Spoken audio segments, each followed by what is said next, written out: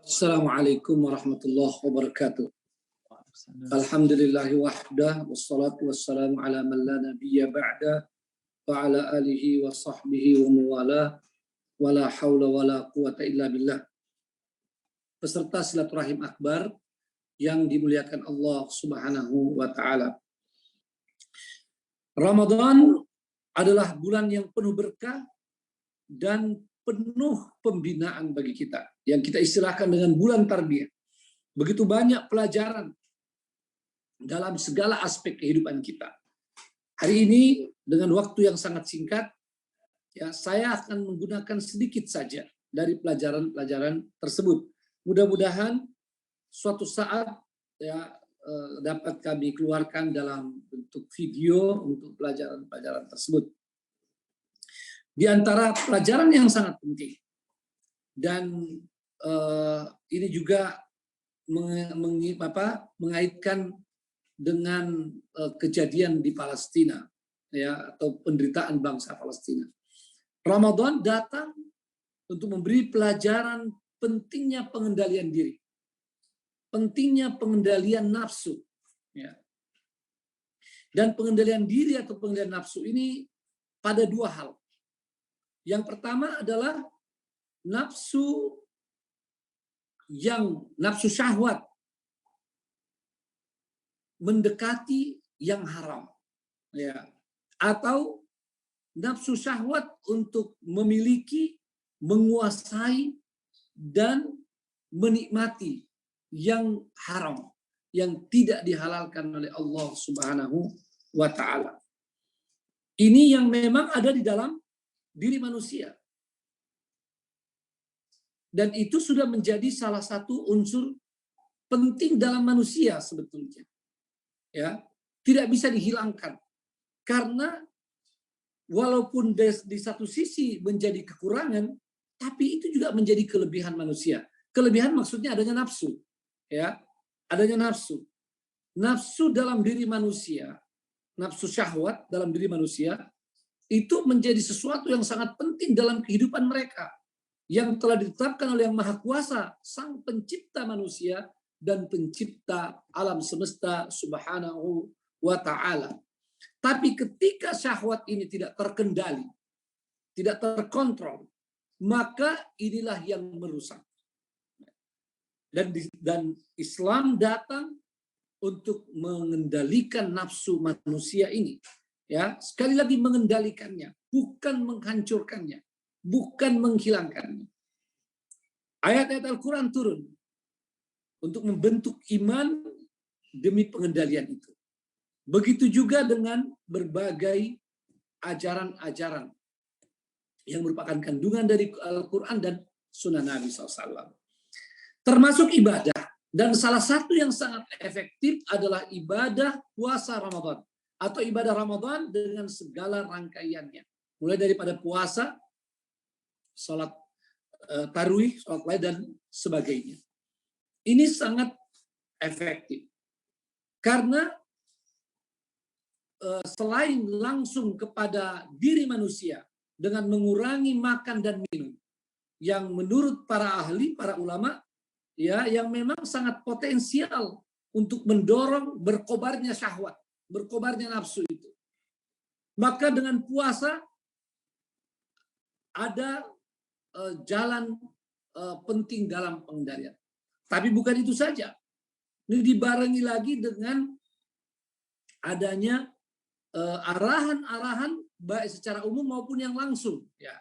Dalam hal ini kita garis bawahi adalah yang langsung berkenaan dengan ibadah puasa itu.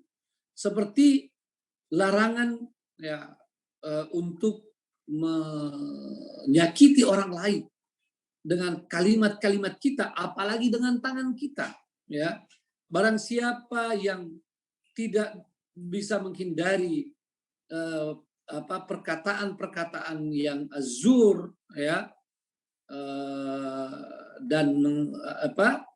dan melaksanakannya, maka dia tidak bisa meraih pahala puasa atau tidak akan sempurna nilai puasanya.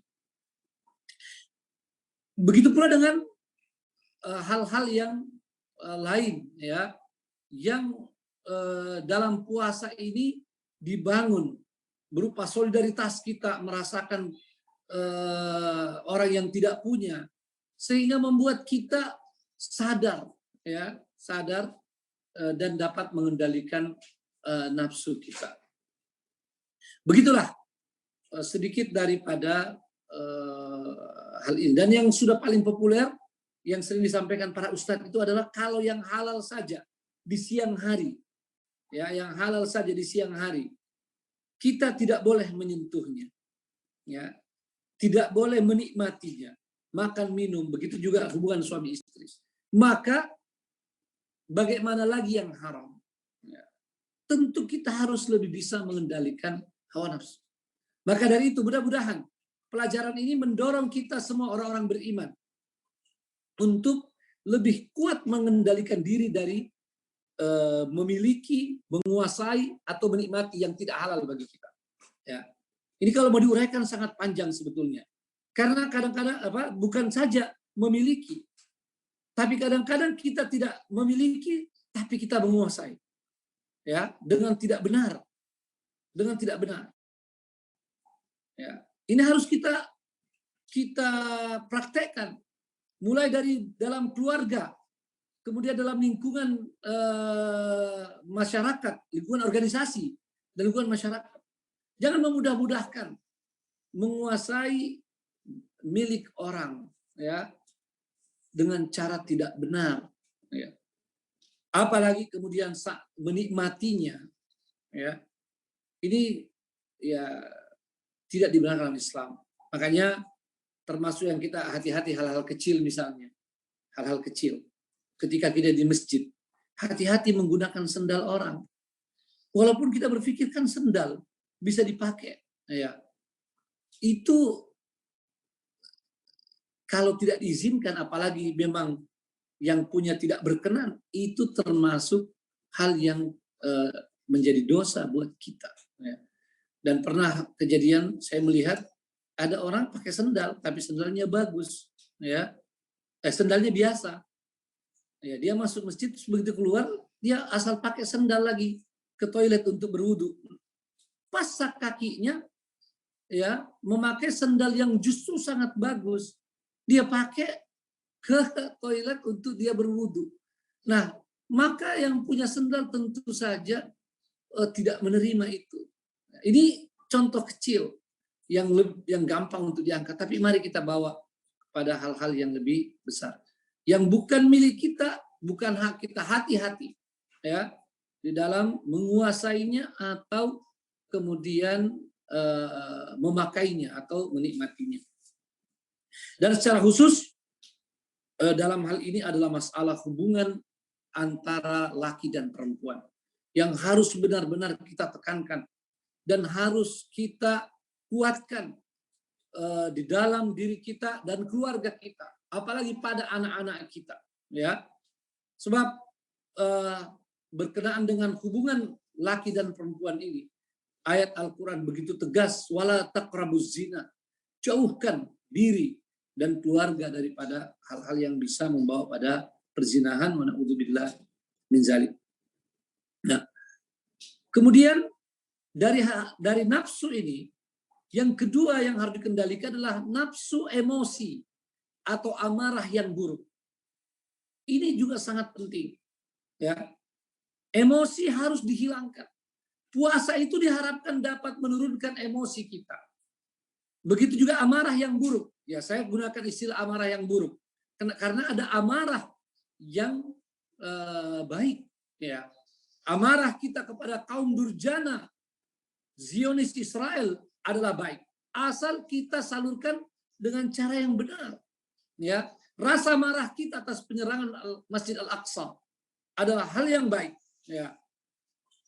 Tinggal bagaimana menyalurkannya secara benar, secara syar'i dan efektif, ya, dalam perjuangan bangsa Palestina, saudara-saudara kita di sana. Emosi adalah sesuatu yang sangat berbahaya.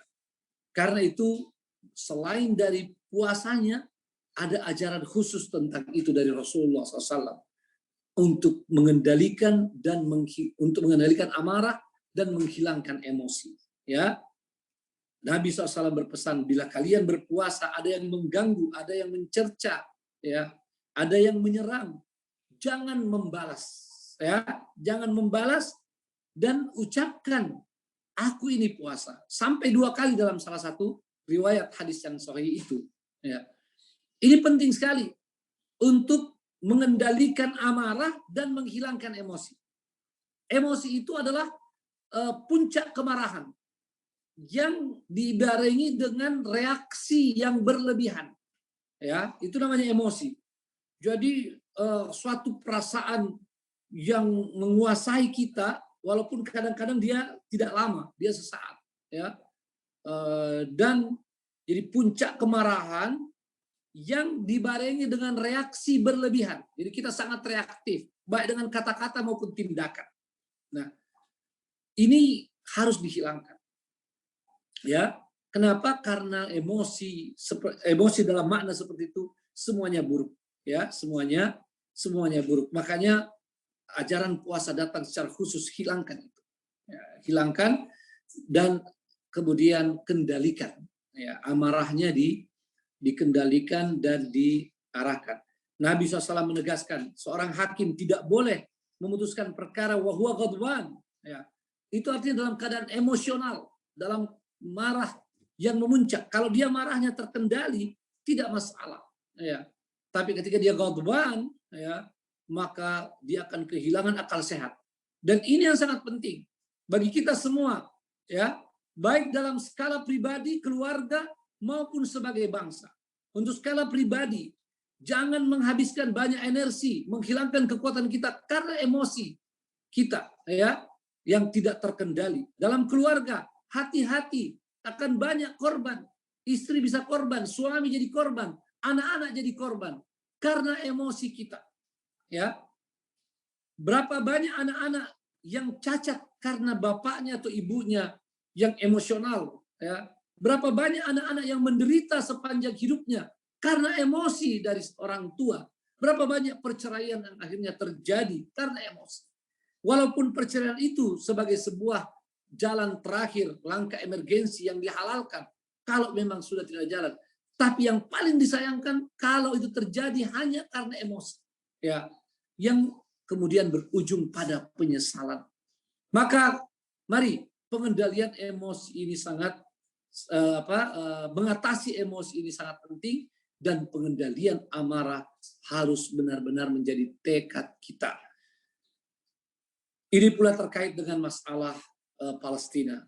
Kita sangat marah dengan kedoliman yang dilakukan oleh penjajah Israel. Tapi jangan sampai kedoliman itu terbawa dalam diri kita. Maka mari berlatih dengan ajaran puasa tadi. Berlatih untuk tidak mendolimi orang lain. Langsung atau tidak langsung. Ya. Mulai dari rumah. Jangan terbiasa mendolimi anggota keluarga kita. Baik itu suami ke istri, istri ke suami, dan juga kepada anak-anak. Mari jaga hak-hak orang. Kalau kita terbiasa mendolimi orang lain, maka nanti ketika kita mempunyai kekuasaan yang lebih besar, kita akan cenderung mendolimi orang. Maka mari kita menolak kedoliman Israel dengan memulai menghilangkan kedoliman dari diri kita. Karena itulah wasiat dari Rasulullah SAW dalam hadits qudsi. Ya, sesungguhnya Allah SWT telah menjadikan kedoliman itu haram bagi dirinya. Innallaha harrama ala nafsihi, ya, adzulm. Allah telah haramkan pada dirinya subhanahu wa ta'ala kedoliman. Fala tadzalamu, jangan saling mendolimi.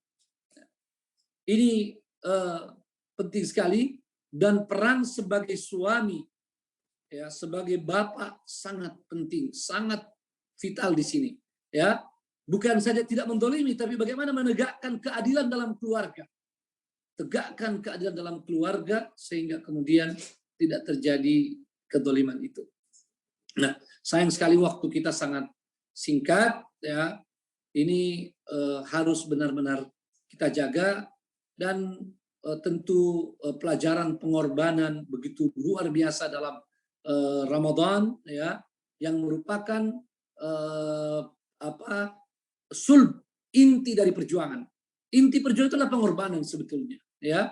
Jadi kalau kita mengatakan bulan Ramadan bulan perjuangan, karena memang di dalamnya kita dilatih, diajar untuk benar-benar berkorban, ya, baik dengan diri kita melalui puasa, mengorbankan waktu, sholat malam dan sebagainya, termasuk membantu orang dengan tenaga kita atau dengan harta, yang dalilnya semua kita insya Allah sudah pernah mendengarkan, bahkan banyak di antara kita yang menghafalnya.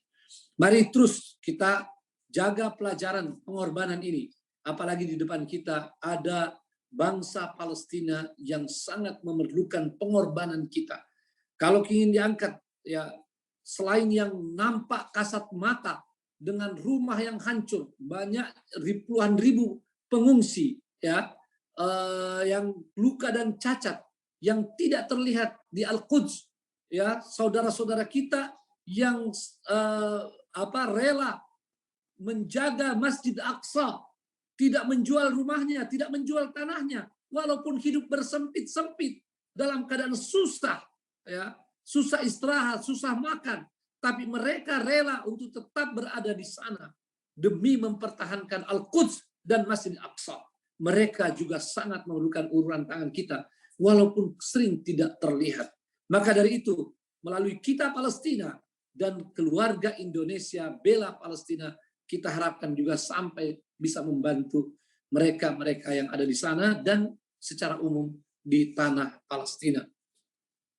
Sebagai penutup, ya, kita perlu mengingatkan bahwa dari pelajaran-pelajaran yang sering diangkat oleh para ulama dan para ustadz tentang Ramadan, memberikan kita suatu pemahaman bahwa di samping bagaimana sesuatu itu kita upayakan dari dalam, diperlukan pula ada upaya dari luar. Jelas iman adalah pokok yang dapat membawa orang pada segala kebaikan dan menghindarkan dari segala kemungkaran. Tetapi kita lihat ajaran Islam penuh dengan ajaran-ajaran yang menyuruh berbuat baik dengan imbalan pahala tertentu dan meninggalkan kemungkaran dengan ancaman tertentu. Artinya, tidak semata-mata mengandalkan iman, walaupun iman itu adalah pokok. Apalagi kita mengetahui iman itu tidak statis.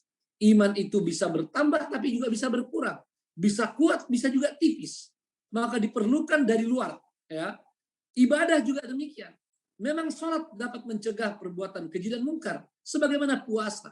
Tapi ini tidak bisa tanpa adanya perlakuan-perlakuan yang diberikan kepada manusia muslim untuk benar-benar mendapatkan kesempurnaan sebagai muslim dan mukmin paripurna. Maka dari itu, di samping terus-menerus memperkuat pembentukan iman, ya, dan menggelorakan ibadah. Dan sekali lagi Ramadan ini juga salah satu pelajarannya adalah bagaimana mengintensifkan ibadah mahdhah, termasuk doa, ya. Selain itu, maka kita memerlukan ilmu terus-menerus. Pengetahuan harus selalu ada. Ketika kita mendengarkan ustadz menjelaskan hikmah-hikmah Ramadan, kita terbawa, terdorong, ya, dari luar selain dari dalam untuk meraih itu, ya. Maka mari terus ilmu ditambahkan. Mari ilmu terus didalami, disegarkan, dan jangan pernah ada bosan untuk belajar, untuk mendapatkan ilmu, mendapatkan hikmah dari taklim-taklim kita, dari tarbiyah-tarbiyah kita, dan seterusnya. Dan yang ketiga, dia adalah pengalaman-pengalaman. Ini sangat penting. Pembiasaan-pembiasaan. Ya. Jadi, seseorang akan menjadi kuat ketika dari dalam ada iman dan penguatan ibadah, lalu kemudian ilmu dari otak mereka, dari pikiran mereka, lalu kemudian tubuh ini, jiwa ini dibiasakan terus dengan kebaikan dan meninggalkan kemungkaran, ya, sehingga dapat terus terjaga. Inilah inti dari tarbiyah kita sebetulnya. Tarbiyah baik liqa usbu'i, pertemuan tiap pekan, dan berbagai formula dalam kehidupan sehari-hari melalui penugasan-penugasan, melalui arahan-arahan, ya, itu adalah tarbiyah integral komprehensif yang diharapkan sekali lagi membentuk pribadi-pribadi muslim terbaik, ya, yang dalam istilah kita 5M itu yang menjadi harapan dan cita-cita kita semua. Maka dari itu, ya, mari perkuat terus ibadah kita, ya, perkuat tauhid dan ibadah kita, lalu kemudian perkuat ilmu dan terus melakukan berbagai langkah-langkah pembinaan, langkah-langkah pembiasaan, termasuk mendapatkan keterampilan-keterampilan melalui pelatihan-pelatihan yang efektif. Peran seorang ayah, sekali lagi, peran seorang suami sangat sentral, sebab mereka telah mendapatkan amanah sebagai kepala keluarga, sebagai pemimpin keluarga. Ar-rijalu qawwamuna 'alan nisa. Jadi kalau tadi kita mendengarkan bagaimana peran ibu melahirkan para panglima, ya, pembebas Palestina, kita jangan lupa peran para ayah dan para suami yang harus terdepan, ya, untuk mengkondisikan keluarga-keluarga kita semua. Semoga Allah SWT menerima segala amal ibadah kita di bulan Ramadan dan di waktu-waktu selanjutnya. Dan semoga segala hal yang kita raih di bulan Ramadan dapat terus berlanjut, ya, di luar Ramadan. Dan semoga kita dipertemukan kembali oleh Allah SWT dengan puasa Ramadan yang akan datang dan waktu-waktu berikutnya. Azminatan madidah, ya, zaman-zaman sampai kemudian kita kembali menghadap pada Allah SWT dalam keadaan ridho dan diridhoi oleh Allah SWT. Illa man atallaha biqalbin salim. Sekali lagi, selamat Idul Fitri.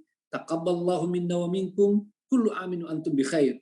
Dan saya secara pribadi maupun mewakili seluruh pengurus Dewan Pimpinan Pengurus Pusat Wahda Islamiyah, ya, dengan seluruh dewan-dewannya, tidak lupa menyampaikan permohonan maaf, ya, yang sebesar-besarnya bila ada kekeliruan, kealpaan, kelalaian dari kami. Semoga Allah SWT mengampuni kita semua dan memasukkan kita di dalam surga-surganya.